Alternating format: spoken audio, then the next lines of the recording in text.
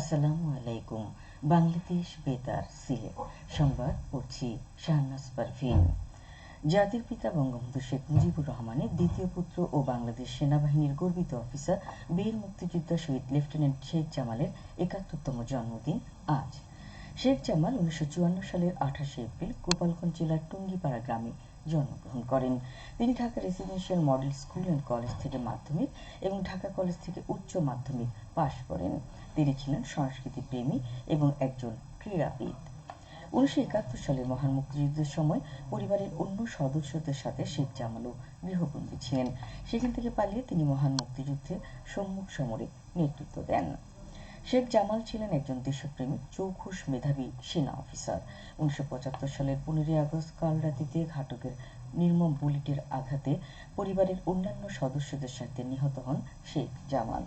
শহীদ শেখ জামালের জন্মদিন যথাযথ মর্যাদার সাথে পালন উপলক্ষে আওয়ামী লীগের উদ্যোগে আজ রাজধানীর বনানী কবরস্থানে তার সমাধিতে শ্রদ্ধাঞ্জলি অর্পণ এবং তার পবিত্র আত্মার মাগফিরাত কামনা করে বিশেষ মোনাজাত অনুষ্ঠিত হবে।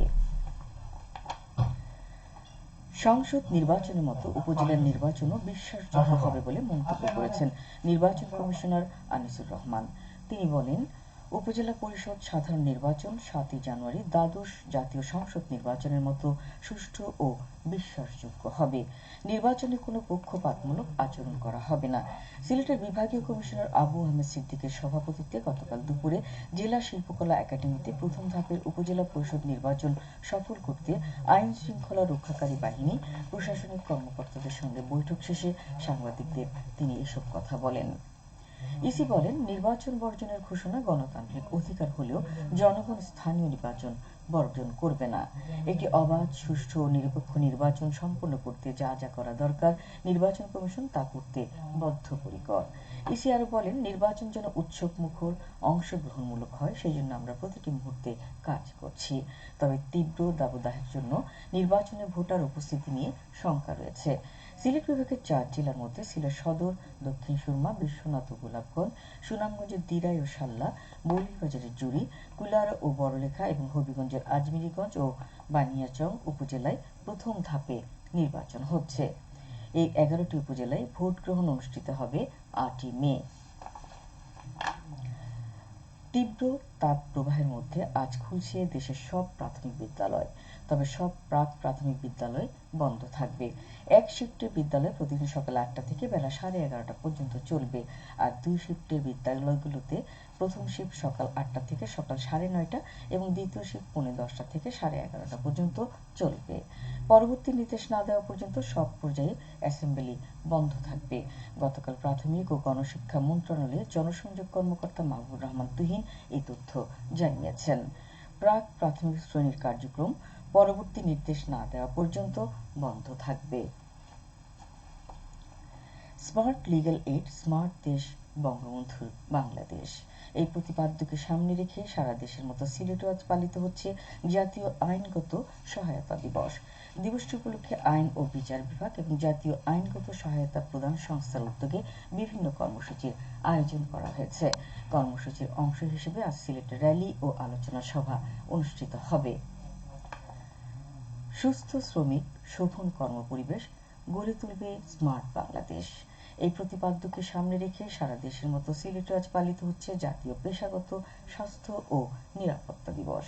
প্রতি বছরের মতো জাতীয় পর্যায়ে এবারও সারা দেশে বিভিন্ন কর্মসূচির মাধ্যমে দিবসটি পালন করছে শ্রম ও কর্মসংস্থান মন্ত্রণালয়। পেশাগত স্বাস্থ্য ও নিরাপত্তা সম্পর্কে বিশ্বব্যাপী সচেতনতা সৃষ্টির লক্ষ্যে ২০০৩ সাল থেকে আন্তর্জাতিক শ্রম সংস্থা ২৮শে এপ্রিল এই দিবসটি পালন করে আসছে। জাতির পিতা বঙ্গবন্ধু শেখ মুজিবুর রহমানের ঘনিষ্ঠ সহচর ও স্বাধীন বাংলাদেশের প্রথম পররাষ্ট্রমন্ত্রী আব্দুস সামাদ আজাদের ১৯তম মৃত্যুবার্ষিকী ছিল গতকাল। এ উপলক্ষে আব্দুস সামাদ আজাদ ফাউন্ডেশনের ঢাকার বনানীতে মরহুমের কবর জিয়ারত, পুষ্পস্তবক অর্পণ, খতমে কোরআন ও দোয়া অনুষ্ঠিত হয়। এছাড়াও সিলেট, সুনামগঞ্জ, জগন্নাথপুর ও সার্দিগঞ্জে বিভিন্ন সংগঠনের পক্ষ থেকে মিলাদ মাহফিল ও বিশেষ দোয়া অনুষ্ঠিত হয়। আব্দুস সামাদ আজাদ ১৯২২ সালের ১৫ই জানুয়ারি সুনামগঞ্জের জগন্নাথপুর উপজেলার ভুরাখালী গ্রামে জন্মগ্রহণ করেন। তিনি মুক্তিযুদ্ধের প্রধান সংগঠকের একজন। ৭৫ পরবর্তী আওয়ামী লীগের পুনর্গঠনে বিশেষ ভূমিকা পালন করেন এবং জীবনের শেষ মুহূর্ত পর্যন্ত আওয়ামী লীগের সভাপতি মণ্ডলীর সদস্য ছিলেন। ১৯৯৬ সালে আওয়ামী লীগ মন্ত্রিসভায় সফল পররাষ্ট্রমন্ত্রী হিসেবে দায়িত্ব পালন করেন। ২০০১ সালের শেষ নির্বাচনে আব্দুস সামাদ আজাদ সুনামগঞ্জ ৩ আসনে বিজয়ী হন। ২০০৫ সালের ২৭ এপ্রিল তিনি মৃত্যুবরণ করেন। সিলেট নগরীর রিকাবিবাজারের জেলা স্টেডিয়ামের মোহাম্মদ আলী জিমনেসিয়ামে আজ থেকে শুরু হচ্ছে সপ্তাহব্যাপী বিভাগীয় বইমেলা। প্রতিদিন বিকাল ৩টা থেকে রাত ৮টা পর্যন্ত মেলা চলবে। এছাড়া সরকারি ছুটির দিনে সকাল ১১টা থেকে রাত ৮টা পর্যন্ত মেলা উন্মুক্ত থাকবে।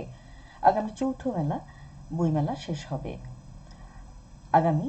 মে বইমেলা শেষ হবে। সংস্কৃতি বিষয়ক মন্ত্রণালয়ের পৃষ্ঠপোষকতায় বাংলাদেশ পুস্তক প্রকাশক ও বিক্রেতা সমিতির সহযোগিতায় এবং বিভাগীয় কমিশনারের কার্যালয়ের ব্যবস্থাপনায় জাতীয় গ্রন্থ কেন্দ্র এই বইমেলার আয়োজন করেছে। মেলায় জাতীয় পর্যায়ে প্রায় ৫০টিরও অধিক সরকারি, বেসরকারি ও স্থানীয় প্রকাশনা প্রতিষ্ঠান অংশগ্রহণ করবে। খেলার খবর ক্রিকেট। সিলেট দ্বিতীয় বিভাগ ক্রিকেট লিগে আজ 11 ব্রাদার্স ক্লাব শেখঘাট পাইওনিয়ার্স গ্রিন ক্লাবের মোকাবেলা করবে। গতকাল জালালাবাদ ক্লাব ১৯ রানে ইয়ং ভিক্টর ক্লাবকে পরাজিত করে। প্রথমে ব্যাট করে জালালাবাদ ক্লাব ১৭ ওভার ৫ বলে সবকটি উইকেট হারিয়ে ৮৭ রান করে। জবাবে ইয়ং ভিক্টর ক্লাব ২০ ওভারে ৬৮ রানেই গুটিয়ে যায়। সবশেষে আবহাওয়া।